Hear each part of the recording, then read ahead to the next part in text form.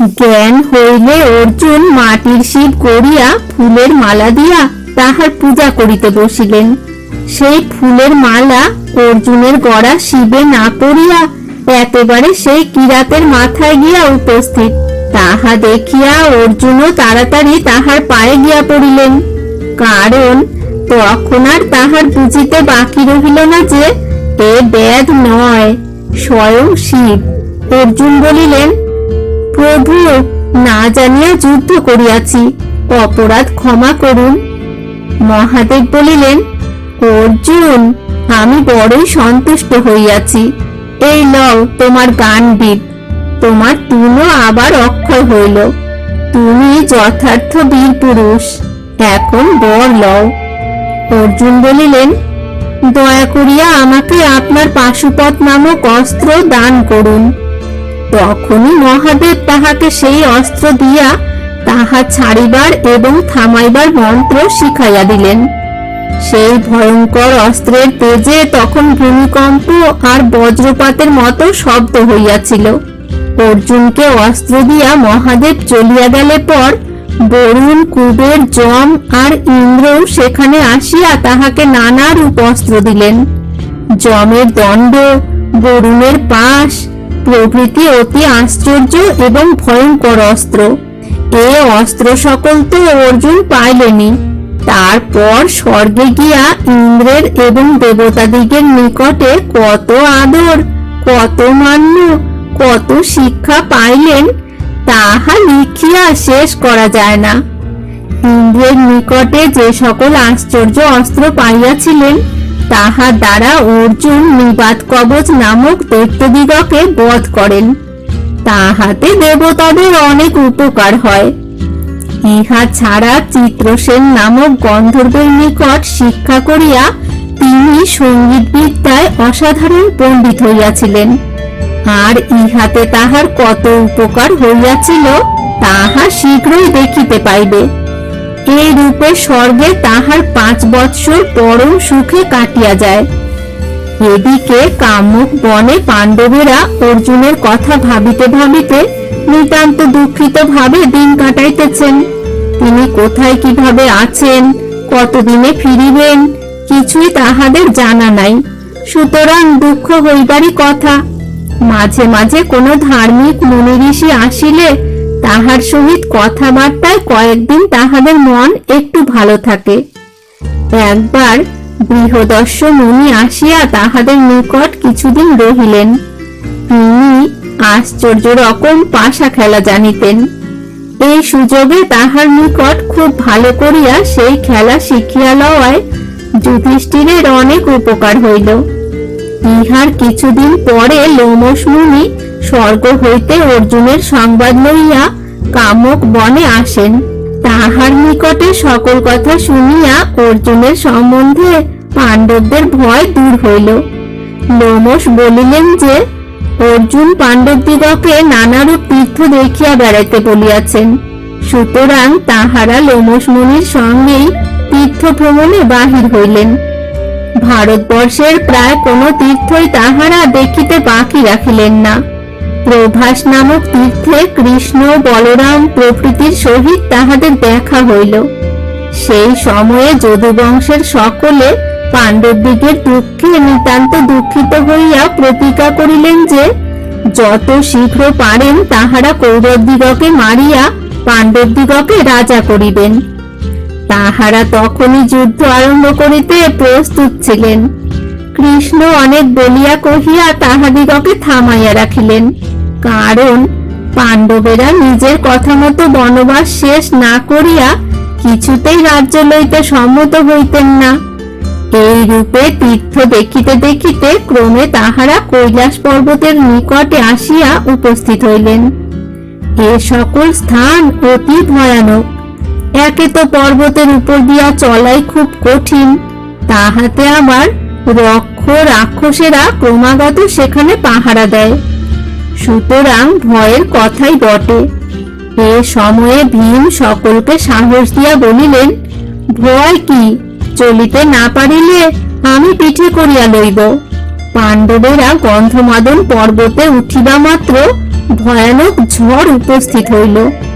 ঘোরতর গর্জনে হাওয়া চলিয়াছে, পাথর ছুটিয়া আসিতেছে, চারিদিক অন্ধকার, প্রাণ থাকে কি যায়। ভীম অনেক কষ্টে দ্রৌপদীকে লইয়া একটা গাছ ধরিয়া রহিলেন। অন্যেরাও কেহ গাছ ধরিয়া, কেহ উইঠিটি আঁকড়াইয়া, কেহ বা গুহার ভিতর ঢুকিয়া প্রাণ বাঁচাইলেন। এত শ্রম আর কষ্টের পর দ্রৌপদীর আর চলিবার শক্তি রহিল না। তাহার দুঃখে অন্য সকলেরও দুঃখের একশেষ হইল। তখন ভীম মনে মনে ঘটোৎকচকে ডাকিলেন। ডাকিবা মাত্র ঘটোৎকচ অনেক রাক্ষস সহ আসিয়া বলিল, বাবা, কেন ডাকিতেছ? কি করিতে হইবে? ভীম বলিলেন, বাছা, দ্রৌপদী চলিতে পারিতেছেন না, তাহাকে বহিয়া লইয়া চলো। ঘটোৎকচ তখনই দ্রৌপদীকে আর তাহার সঙ্গের রাক্ষসেরা অন্য সকলকে কাঁধে লইয়া চলিল। ইহাদের সাহায্য না পাইলে পাণ্ডবদিগের খুবই কষ্ট হইত, তাহাতে সন্দেহ নাই। উহারা তাহাদিগকে অনেক কঠিন স্থান পার করিয়া বদরী নামক তীর্থে পৌঁছাইয়া দিল। এই স্থানের নিকট হইতেই অর্জুন স্বর্গে গিয়াছিলেন, আর এখানেই তাহার ফিরিয়া আসিবার কথা। সুতরাং পাণ্ডবেরা এইখানে তাহার জন্য অপেক্ষা করিতে লাগিলেন। ইহার মধ্যে একদিন কোথা হইতে এক আশ্চর্য পদ্ম ফুল আসিয়া দ্রৌপদীর নিকট পড়িল। সে ফুলের এমনই চমৎকার গন্ধ যে তাহা নাকে ঢুকিবা মাত্র প্রাণ ঠান্ডা হইয়া যায়। দ্রৌপদী ফুলটি পাইয়া ভীমকে বলিলেন, কি চমৎকার ফুল! আমাকে এইরূপ আরো অনেকগুলি ফুল আনিয়া দিতে হইবে, আমি কামুক বনে লইয়া যাইব। এ কথায় ভীম আহ্লাদের সহিত তখনই ফুল আনিতে চলিলেন। ফুলটি ঈশান কোণ হইতে হাওয়ায় উড়িয়া আসিয়াছিল। সুতরাং ভীম বুঝিতে পারিলেন যে উত্তর পূর্ব কোণের দিকে গেলে আরো ফুল পাওয়া যাইবে। সেদিকে অনেক দূর গিয়া তিনি একটা প্রকাণ্ড সরোবরে উপস্থিত হইলেন। সরোবরে স্নান করিয়া তিনি আবার ফুলের খোঁজে চলিয়াছেন। এমন সময় দেখিলেন যে মস্ত একটা বানর তাহার পথের উপরে শুইয়া আছে। বানরটাকে তাড়াইবার জন্য ভীম সিংহনাদ করিতে লাগিলেন, কিন্তু বানর তাহা বড় একটা গ্রাহ্য করিল না। সে খালি একটু মিটিমিটি চাহিয়া বলিল, আহা, অমন চেঁচাইও না, একটু ঘুমাইতে দাও, আমার অসুখ করিয়াছে। ভীম বলিলেন, আমি পাণ্ডুর পুত্র, লোকে আমাকে পবনের পুত্র বলে, আমার নাম ভীম, তুমি কে? বানর একটু হাসিয়া বলিল, আমি বানর। ভীম বলিলেন, পথ ছাড়ো, নহিলে সাজা পাইবে। বানর বলিল, বড় অসুখ করিয়াছে, উঠিতে পারি না, আমাকে ডিঙ্গাইয়া চলিয়া যাও। ভীম বলিলেন, সকল প্রাণীর শরীরেই ভগবান আছেন, তোমাকে ডিঙ্গাইলে তাহার অমান্য করা হইবে, আমি তাহা পারিব না। বানর বলিল, বুড়া হইয়াছি, উঠিতে পারি না, আমার লেজটা সরাইয়া পাশ দিয়া চলিয়া যাও। ভীম মনে মনে বলিলেন, বটে, আচ্ছা দাঁড়াও, এই লেজ ধরিয়া তোমাকে ধোপার কাপড় কাচা দেখাইতেছি। এই মনে করিয়া তিনি বাঁ হাতে বানরের লেজ ধরিলেন, কিন্তু তাহা নাড়িতে পারিলেন না। তারপর দু হাতে ধরিয়া টানিলেন, তবুও নাড়িতে পারিলেন না। প্রাণ পণ করিয়া টানিলেন, তাহার চোখ বাহির হইয়া আসিবার গতিক হইল।